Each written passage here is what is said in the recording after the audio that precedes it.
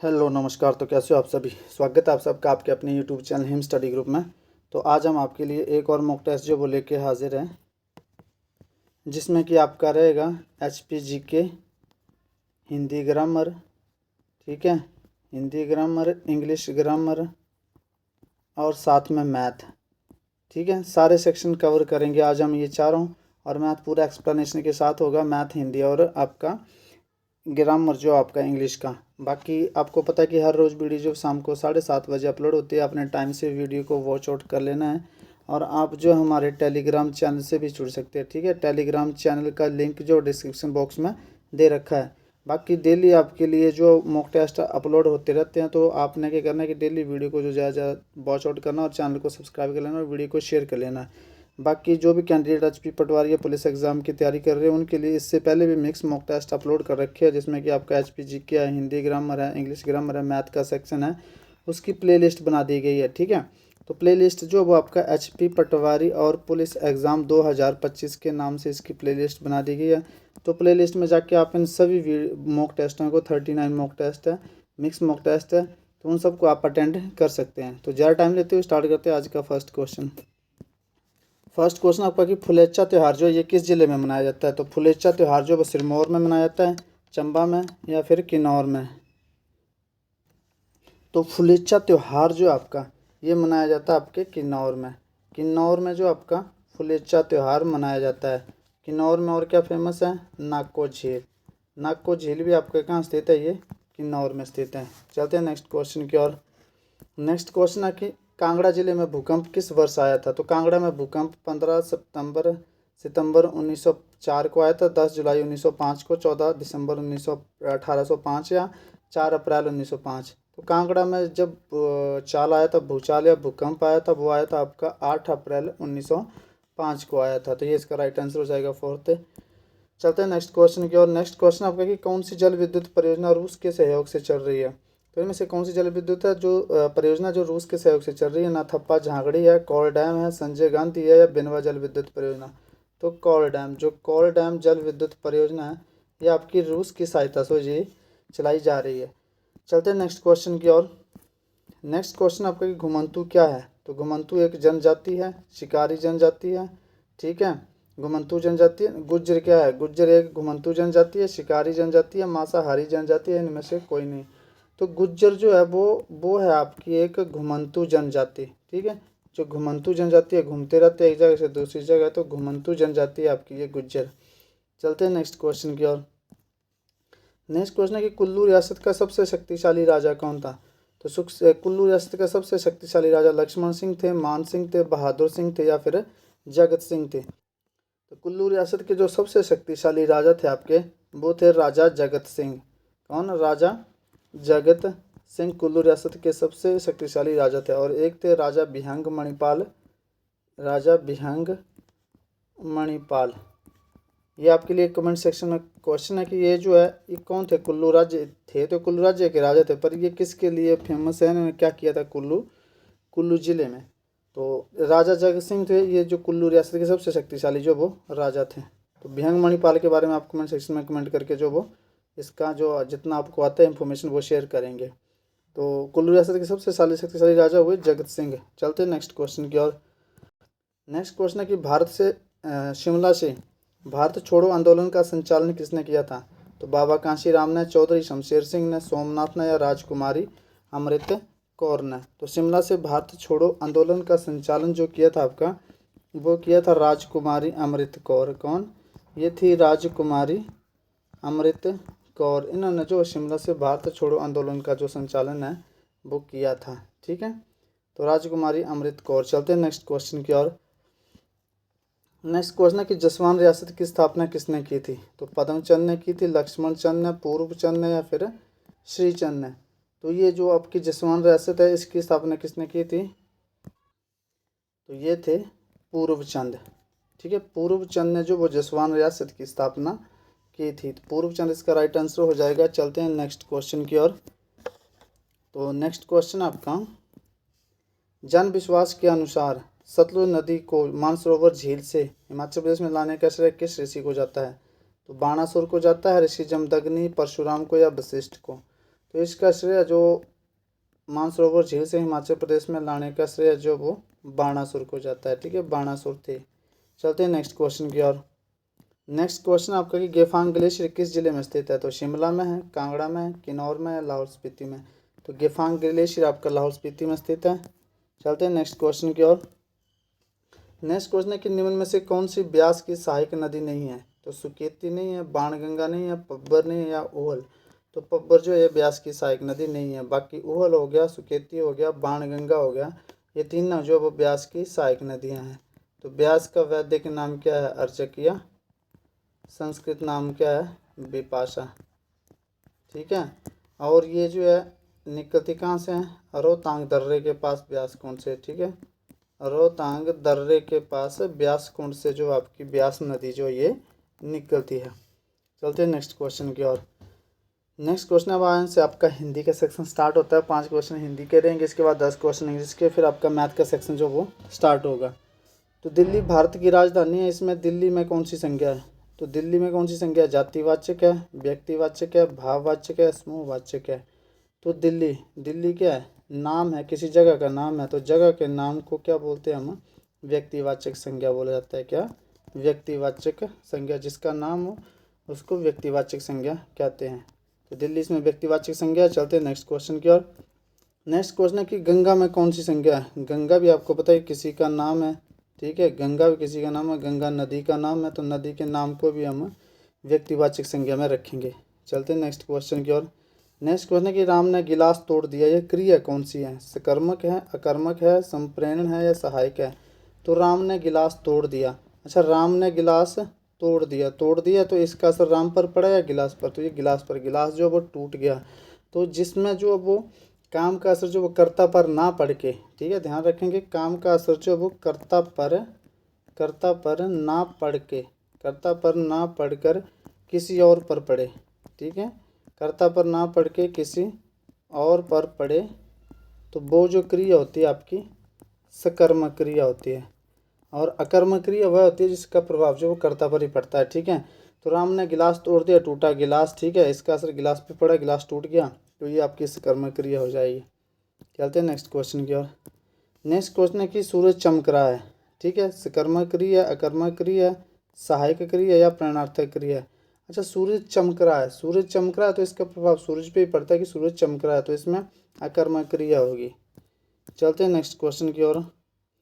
Next question है कि राम रो रहा है। राम रो रहा है, कौन सी क्रिया? राम रो रहा है, असर किस पे पड़ रहा है?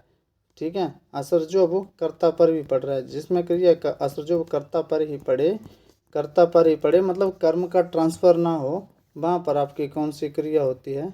अकर्मक क्रिया जो वो हो जाती है। तो राम रो रहा है, अकर्मक क्रिया हो जाएगी। चलते हैं नेक्स्ट क्वेश्चन की ओर। नेक्स्ट क्वेश्चन है कि the book is written dash an Indian. तो बुक लिखी गई किसके द्वारा लिखी गई? जब कोई किसी की चीज़ द्वारा लिखी जाती है तो वहाँ पे आप विद यूज़ करते हो, बाय यूज़ करते हो, इन या फ्रॉम।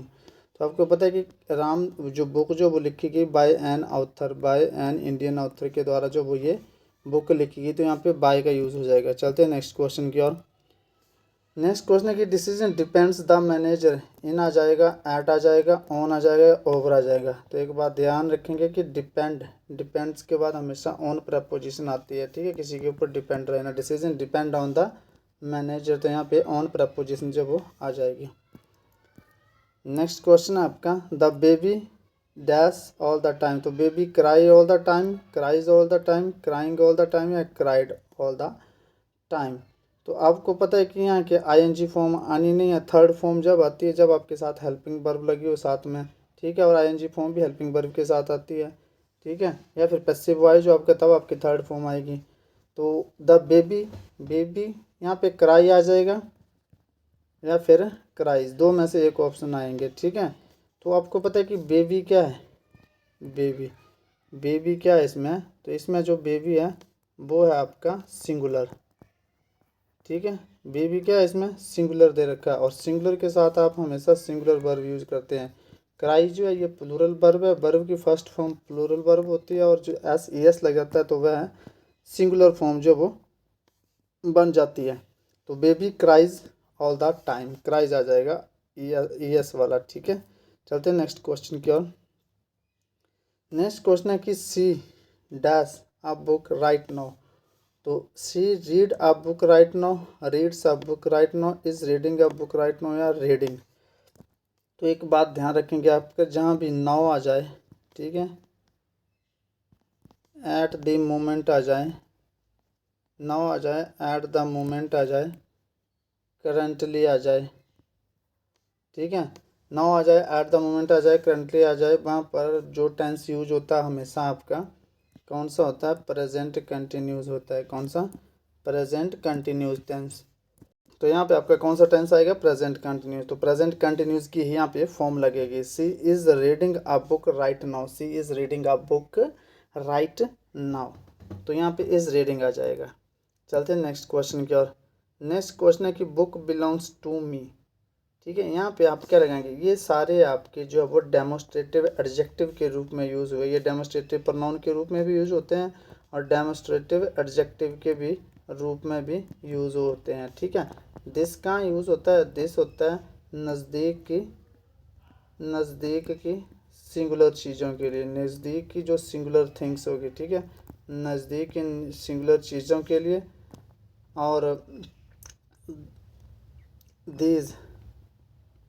दीज जो है वो नज़दीक, ठीक है, दीज नज़दीक कैसे लिखते हैं, तो दीज जो वो नज़दीक की प्लूरल थिंग्स के लिए यूज़ होता है। किसके लिए, नज़दीक की प्लूरल थिंग्स के लिए आपका दीज जो वो यूज़ होता है। अब आ गया दैट। दैट जैसे ये नज़दीक, दिस नज़दीक की सिंगुलर चीज़ों के लिए, दैट जो है ये दूर की, फार, दूर की प्लूरल सिंगुलर चीज़ों के लिए, ठीक है। और जो दोज आ जाएगा, दोज THOS, ये दूर की प्लूरल चीज़ों के लिए। तो इसमें ये ध्यान फर्क रखेंगे, ये डेमोस्ट्रेटिव एडजेक्टिव के रूप में भी यूज़ होते हैं, डेमोस्ट्रेटिव प्रोनाउन के रूप में भी। लेकिन यहाँ आपको पता है कि बुक है, यहाँ पे बुक ऑलरेडी नाउन है, तो नाउन के साथ एडजेक्टिव आता है, तो यहाँ जो डेमोस्ट्रेटिव एडजेक्टिव के रूप में ये यूज़ होगा, ठीक है। तो अब ये है कि इसमें क्या आ जाएगा, दोज दैट तो आएंगे नहीं, ठीक है, क्योंकि बुक बिलोंग्स टू मी तो सामने रखिए कोई बुक, तो दीज आ जाएगा या दिस आ जाएगा। तो आपने कैसे फाइंड आउट करना है कि दिस आएगा या दीज। तो यहाँ पे क्या आ गया, दिस आ जाएगा, क्योंकि बुक क्या है, सिंगुलर। तो this book belongs to me, this book belongs to me, books होता तो दीज आता, ठीक है।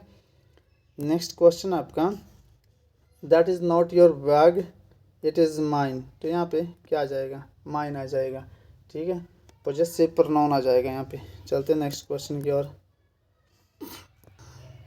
नेक्स्ट क्वेश्चन आपका, choose the correct passive voice of the sentence. Passive voice आपने इसमें चूज़ करने हैं। तो she writes a letter, active voice या पैसिव वॉइस में करेंगे तो क्या करेंगे, ये ऑब्जेक्ट है, ऑब्जेक्ट को आप सब्जेक्ट की जगह रखेंगे, ठीक है। फिर आपकी जो हेल्पिंग वर्ब होगी, फिर आपकी हेल्पिंग वर्ब आ जाएगी, फिर वर्ब की थर्ड फॉर्म आ जाएगी, फिर बाय आ जाएगा, ठीक है। फिर आपका आ जाएगा ऑब्जेक्ट, ऑब्जेक्ट मतलब ये सब्जेक्ट इन केस, ठीक है। तो ये ध्यान रखेंगे। तो यहाँ पे सब्जेक्ट क्या बनेंगे, प्लूरल से बनाते वक्त, आ लेटर, आ लेटर आपका क्या बन गया, सब्जेक्ट। अब आपको पता है कि ये कौन सा आपका टेंस है, ये प्रेजेंट इंडेफिनेट है, तो ये कंटिन्यूस में चेंज हो जाएगा। तो अ लेटर इज़, फिर वर्ब की third form is, helping verb is आगे, फिर वर्ब की थर्ड फॉर्म आ जाएगी, a letter is written, verb की थर्ड फॉर्म आ जाएगी, फिर बाय, फिर ऑब्जेक्ट, ऑब्जेक्ट कौन सा, सब्जेक्ट का ऑब्जेक्ट इन केस सी का हर। तो a letter is written by her, कौन सा इसमें, a letter is written by her, is वाला आएगा, बाज वाला तो कट गया, बाज आना नहीं है, हैज़ नहीं आएगा, a letter wrote by her ये भी नहीं आएगा, ठीक है। तो ये आ जाएगा letter is written by her. चलते हैं नेक्स्ट क्वेश्चन की ओर। नेक्स्ट क्वेश्चन आपका कि the door was opened bye John. तो ये पहले से आपका पैसिव में, ठीक है। तो ये कौन सा, ये आपका जो इसमें ये चेंज हुआ आपका, ये जो पैसिव वॉइस है ये चेंज हुआ, किस में चेंज हुआ, ये चेंज हुआ आपका पास्ट कंटिन्यूस में, ठीक है। तो पास्ट कंटिन्यूस में कौन सा चेंज होता है, जो पास्ट इंडेफिनेट में होता है, ठीक है। जो पास्ट इंडेफिनेट में होता है वो पास्ट कंटिन्यूस में चेंज होता है। तो इसका मतलब है कि ये जो है ये पास्ट इंडेफिनेट में बनना चाहिए। ये अपने आप में पैसिव वॉइस है, हमें क्या चाहिए, एक्टिव वॉइस है। ये पैसिव वॉइस दे रखा है, पास्ट कंटिन्यूस में चेंज होके।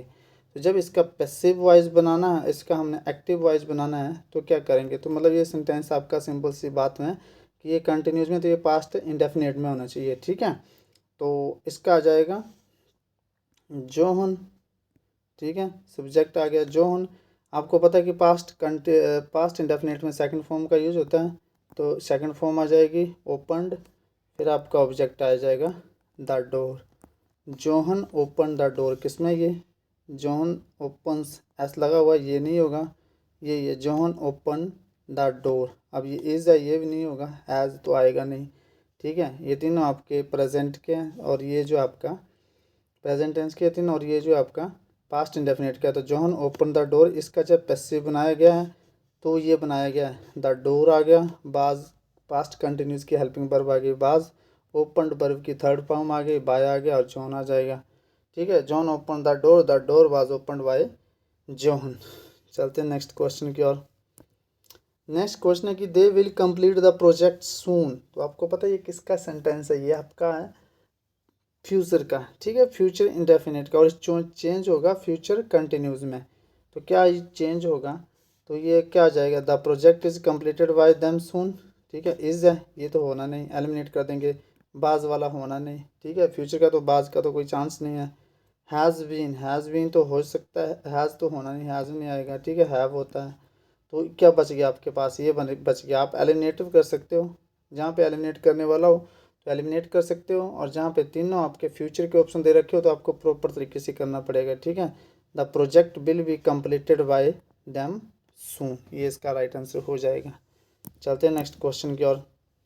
नेक्स्ट क्वेश्चन है कि he is watching a movie. अब ये किस में है, अब ये किस में है, ये है आपका प्रेजेंट कंटिन्यूज में। इसको किस में चेंज करेंगे, इज़ बीइंग में, ठीक है। तो क्या आ जाएगा, ऑब्जेक्ट आ जाएगा प्लस हेल्पिंग वर्ब जो भी है इज़ एम आर, ठीक है।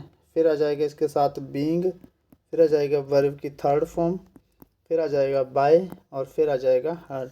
तो a movie as it is लिख दो, ठीक है। ऑब्जेक्ट अ मूवी आ गया आपका, ठीक है। इज़ सेम इज़ आ जाएगा, ठीक है। Helping verb is, movie singular है तो इज़ आ जाएगा, बीइंग आ जाएगा, a movie is being watched, watching है तो वॉच्ड आ जाएगा, ठीक है, by him. A movie is being watched by him, a movie is watched by him, being नहीं है, ये नहीं होगा। A movie is being watched by him, ये आपका राइट हो जाएगा। ये क्या है, ये हैज़ बीन आएगा नहीं, इसमें बाज आएगा नहीं, ठीक है। तो ये आपका राइट आंसर हो जाएगा, a movie is being watched by him. चलते हैं नेक्स्ट क्वेश्चन की ओर। अब आपका मैथ का सेक्शन यहाँ से जो वो स्टार्ट होता है, ठीक है। मैथ में आपका कि 40% को भिन्न का रूप क्या होगा। 40% सिंपल सा है, 40% है ना ये, तो आप जब इसको भिन्न में चेंज करते हैं तो 100 आपका नीचे आ जाता है। तो काट दो, 20 दूनी 40, 20 पंच 100, 2/5 आ गया, ठीक है। तो 2/5 का ये आपका ए राइट आंसर हो जाएगा। इसमें ज़्यादा एक्सप्लेनेशन देने की जरूरत नहीं है, लेकिन ये बेसिक आपको पता होना चाहिए। नेक्स्ट क्वेश्चन है कि यदि किसी वस्तु पर 20% की छूट देने के बाद 800 रुपये में मिलती है तो छूट से पहले उसकी कीमत क्या थी। तो ये थोड़ा सा ध्यान रखेंगे। बोला कि किसी वस्तु पर 20% की छूट देने के बाद, ठीक है, तो सबसे पहले आपका क्या काम है, 20% की परसेंटेज वैल्यू कितनी होती है। तो एक तो याद रखो कि 1/5, नहीं तो ऐसे सॉल्व कर लो हर एक परसेंटेज वैल्यू को, ठीक है। जिसको आती है वो ठीक है, जिसको नहीं आती वो शॉर्ट कर लो। 1/5 परसेंटेज वैल्यू, सबसे पहले आपको परसेंटेज वैल्यू पता होना चाहिए, तभी आपका क्वेश्चन आगे सॉल्व होगा।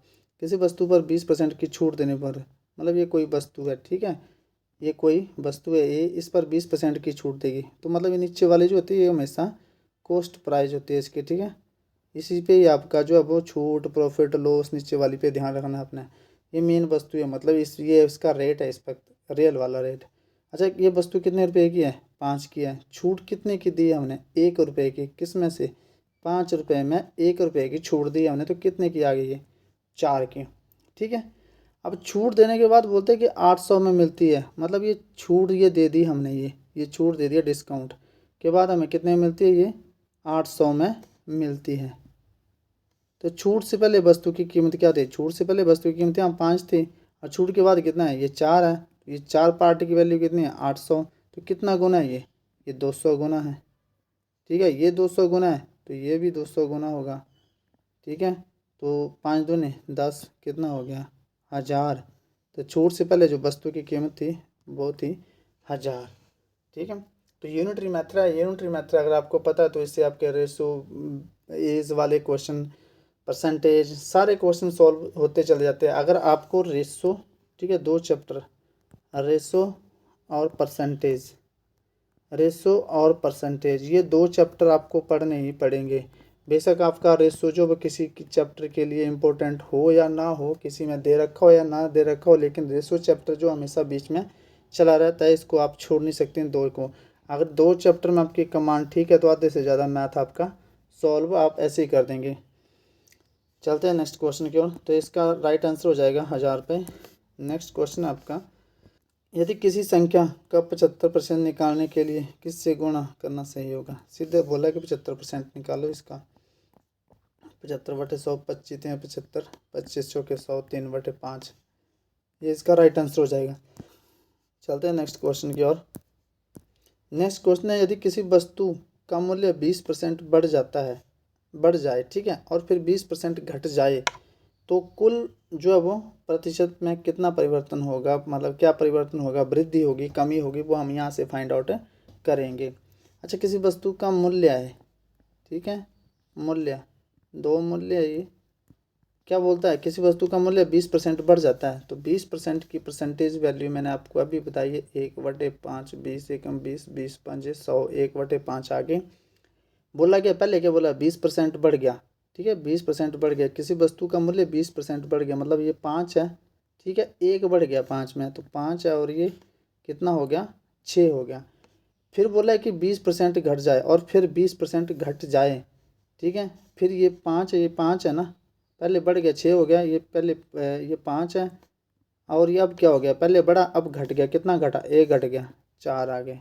तो बोला कि कुल प्रतिशत में कितना परिवर्तन होगा, यहाँ आपका क्या आ जाएगा, परिवर्तन आ जाएगा, ठीक है, क्या परिवर्तन हुआ वो यहाँ पे आ जाएगा, ठीक है। तो इसको आप मल्टीप्लाई कर देंगे, 5 × 5 है, कितने होते हैं 25, ठीक है, फिर 6 चौके 24, कितने का परिवर्तन हुआ, 1 का परिवर्तन हुआ क्या इसमें, कमी हुई या वृद्धि हुई, कमी हुई। तो यहाँ पे 1 की कमी हुई, लेकिन हमें बताना किस चीज़ में, परसेंटेज में। अच्छा, 1 की कमी हुई, 1 रुपये की कमी हुई, किस में से हुई, 25 रुपये में से हुई, ठीक है। तो 1/25 गुणा 100, तो 25 चौके 100, तो टोटल कमी परसेंटेज में कितनी हुई, 4% की यहाँ पे जो वो कमी हुई, 4% की कमी। आई होप आपको समझ आ गया होगा पॉइंट ये, तो 4% की कमी। अगर समझ नहीं आई वीडियो तो आप दोबारा से देख सकते हो, ठीक है। और फिर भी आता समझ तो आप टेलीग्राम चैनल ज्वाइन कर लो, वहाँ से लिंक दे रखा है यूट्यूब डिस्क्रिप्शन बॉक्स में, वहाँ से आप जो वो वीडियो के नहीं पर टेलीग्राम चैनल से अगर आपको डाउट नहीं आता है समझ, तो मैं इसको दोबारा से एक्सप्लेन कर दूंगा नेक्स्ट वीडियो में। नेक्स्ट क्वेश्चन है 7 नहीं है, ठीक है, ये ध्यान रखना। जैसे जैसे क्वेश्चन बोलता है वैसे वैसे करते जाना अपने। बोलता है कि यदि 500 का 40%, ऐसे दे रखा आपके सिस्टम, 500 का 40%, ठीक है, किसी संख्या कोई संख्या रख ली ऐसे, ठीक है, किसी संख्या के 25% के बराबर है, तो वह संख्या जो वो ज्ञात कीजिए, ठीक है, ठीक है। अब इसको करने के 2 तरीके हैं। एक तो आप ऐसे कर लो, पहले 500 का 40% निकाल लो, ठीक है, परसेंट नीचे आ गया, 0 से 0 कट गई, और 5 के 20, ठीक है, 200 आ गया। फिर इज इक्वल टू एक्स है, की संख्या का 25% बोल रहा है, ठीक है, 25/100, यहाँ से आपका ये क्रॉस मल्टीप्लाई होते हैं आपस में, ठीक है, बार नीचे अंडरस्टूड होता है, तो ये कितना आ गया 25/8 200, क्रॉस मल्टीप्लाई करो 800 आंसर ये आ गया। ये थोड़ा लंबा पड़ेगा, ठीक है, हम इससे भी शॉर्ट करेंगे ताकि आपको इतनी कैलकुलेशन भी ना करना पड़े। एग्ज़ाम में तो आपको मेन मोटिव क्या है कि टाइम बचना चाहिए आपका, तो उसी हिसाब से करेंगे हम इसकी कैलकुलेशन भी। तो अब यहाँ देखना थोड़ा ध्यान से, यदि 500 का 40% किसी संख्या के 25% के बराबर है तो वह संख्या ज्ञात कीजिए। जैसा बोला 500 का 40% किसी ये कोई संख्या है, इसके 25% के बराबर है, तो यहीं से ये क्वेश्चन आपका खत्म हो गया। परसेंटेज से परसेंटेज काट दो आप, ठीक है, परसेंटेज से परसेंटेज काटो तो यहाँ पे 25, 25 दूनी 50, 20 बच गया और 20 गुणा कितना आ जाएगा आपका 40। ठीक है, तो ये कितना हो गया 4 दूनी 8, 800 आंसर। समझ गए, ये जीरो नहीं कटी, ये परसेंटेज काटा है यहाँ पे मैंने, दोबारा से लिख देता हूँ यहाँ पे कन्फ्यूजन ना हो आपको। ये 40 है, ये परसेंटेज था, ये परसेंटेज से परसेंटेज काटा है मैंने। ठीक है, तो आमने सामने चीज़ें आपको पता कट जाती है। तो 25 को जब 20 से मल्टीप्लाई करूँगा मैं तो ये आपका कितना आ जाएगा, 25 को 500 से मतलब डिवाइड करूँगा तो 20 आ जाएगा। 25 ये है, इसको 500 से डिवाइड करा तो 20 आ गया और 20 गुना 40 करूँगा तो 800 आपका डायरेक्टली यहाँ से आंसर आ जाएगा। और लंबा करने की जरूरत नहीं कि पहले आप 500 का 40% निकालो, फिर उस 40% का जो आएगा वो संख्या से इसको आगे पीछे काटो पीटो। तो यहीं से क्वेश्चन जो वो शॉर्ट हो जाते हैं आपके, क्लियर हो जाते हैं। चलते हैं नेक्स्ट क्वेश्चन की ओर। नेक्स्ट क्वेश्चन है कि एक वस्तु पर 20% की छूट देने के बाद, एक वस्तु पर 20% की छूट देने के बाद उसका विक्रय मूल्य 640 है, तो मूल कीमत ज्ञात कीजिए। सिंपल सी, फिर वही बात, 20% की परसेंटेज वैल्यू आपको पता होनी चाहिए 1/5। ये वस्तु है कोई, ठीक है, छूट दी इस पर 20% की 5 है, छूट कितने की दी 1 की। ठीक है, तो कितना रह गया 20 पर 1 की छूट दे दी तो 4 रह गया ना। ठीक है, ये 20 है, 20% है, 1/5 नीचे मेन वैल्यू होती है, ऊपर छूट जी होती है उसको माइनस करना पड़ता है। 5 में से 1 की छूट दी, 4 रह गई। ठीक है, तो बोला कि छूट देने के बाद उसका विक्रय मूल्य जो वो कितना, ये छूट देने के बाद उसका विक्रय मूल्य जो वो, ये वस्तु का क्रय मूल्य, ये विक्रय मूल्य हमारा छूट देने के बाद, छूट 1 रुपये की है। ठीक है, यहीं देख आगे देता हूँ इसको, छूट और ये विक्रय मूल्य, ये 1 रुपये की छूट हो गई, 1 रुपये की छूट दी तो 5 की वस्तु थी, 1 रुपये की छूट दी, 4 बच गया। ठीक है, अब बोल रहा है कि उसकी मूल कीमत क्या थी, तो विक्रय मूल्य कितना है यहाँ पे हमारे पास 640 है। ठीक है, 640 है, तो ये कितना गुना है 16 चौके 64, 160 गुना। अगर ऐसे छूट पूछते, छूट कितने रुपए की दी है 160 की दी है।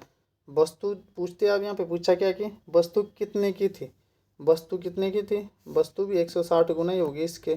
ठीक है, तो 16 पंजे 80, 16 पंजे 80, 16 पंजे 80, 800 रुपये की वस्तु थी।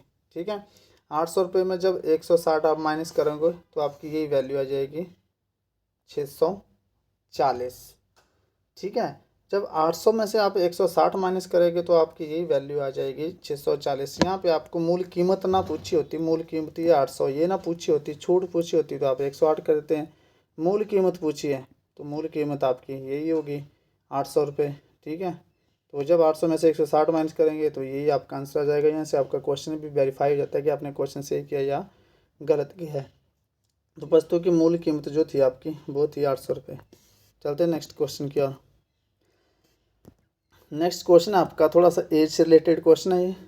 तो बोलता है कि एक पिता और पुत्र की वर्तमान आयु का अनुपात, ठीक है, ये फादर और सन, इनकी वर्तमान जो रेशियो है वो है आपकी 5:4। अब बोलता है कि 10 साल बाद फादर और सन की जो रेशियो हो जाएगी वो 3:1 हो जाएगी। ऐसे क्वेश्चनों में क्या करते हैं हम कि सबसे पहले आपने क्या करना है कि एक तो XYZ होता है वो एक्स वाई बेसिस नहीं करेंगे, हम सिंपल से ट्रिक बेस पे करेंगे इसको। ठीक है, सबसे पहले आपकी ये गैप जो है, ये गैप बराबर होने चाहिए। क्या होना चाहिए, गैप ये बराबर होने चाहिए। गैप बराबर है क्या है, नहीं है, अगर नहीं है तो बराबर करेंगे। कैसे करेंगे, कितने का गैप है 4, तो 4 की मल्टीप्लाई यहाँ पे कर देंगे हम।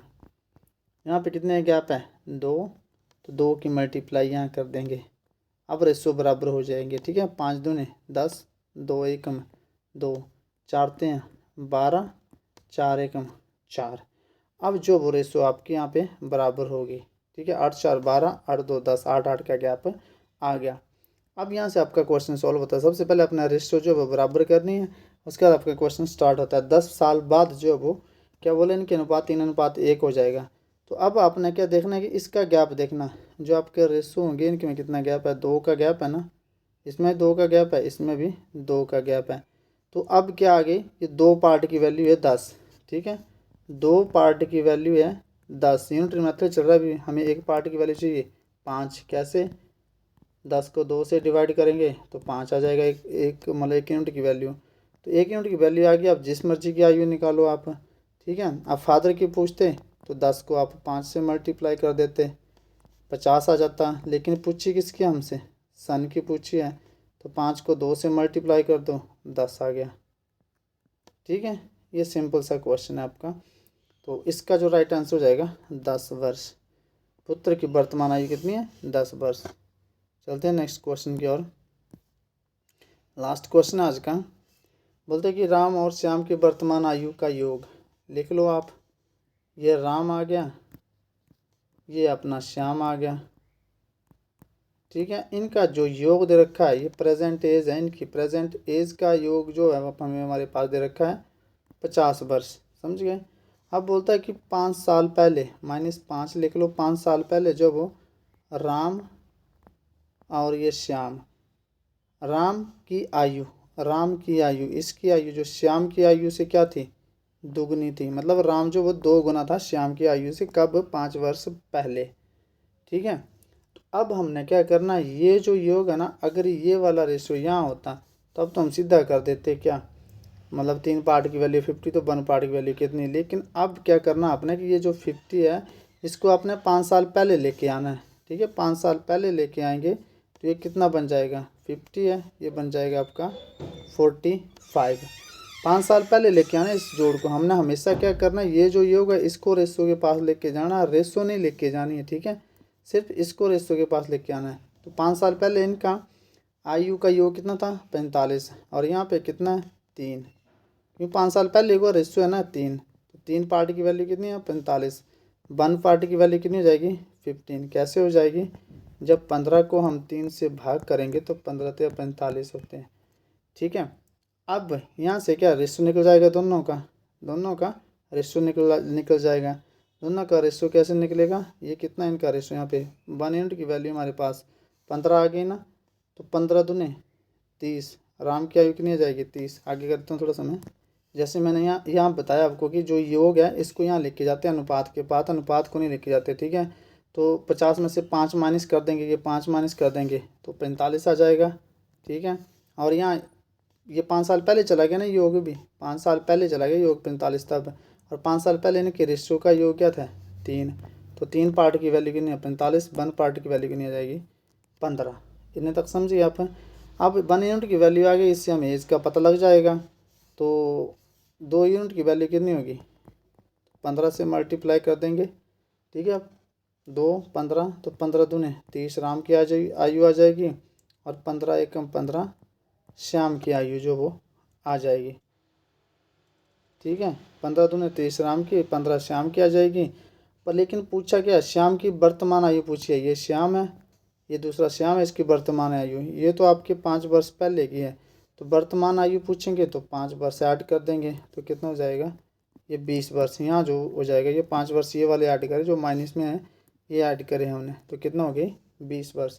तो जो राम की जो श्याम की जो वर्तमान आयु है वो आपकी 20 वर्ष। और अगर राम की पूछता वर्तमान आयु हो तो 30 में से 5 प्लस कर देते हैं तो 35 वर्ष हो जाता, ठीक है। तो ये था आपका आज का सेशन, जिसमें थे आपके कितने, 33 क्वेश्चन, ठीक है, 33। अभी एक और है क्वेश्चन, नहीं सेम ही है, ठीक है। तो आपका ये 33 क्वेश्चन थे। 33 क्वेश्चन में से आउट ऑफ आपका जो टारगेट है वो स्कोर कितना हुआ, कम से कम आपके 25 क्वेश्चन जो वो इसमें से एटलीस्ट ठीक होने चाहिए, क्योंकि इजी लेवल था, इतना भी हार्ड नहीं था। तो 33 तक क्वेश्चन आपके सही होने चाहिए। तो मिलते हैं नेक्स्ट सेशन में, तब तक के लिए जय हिंद, जय भारत।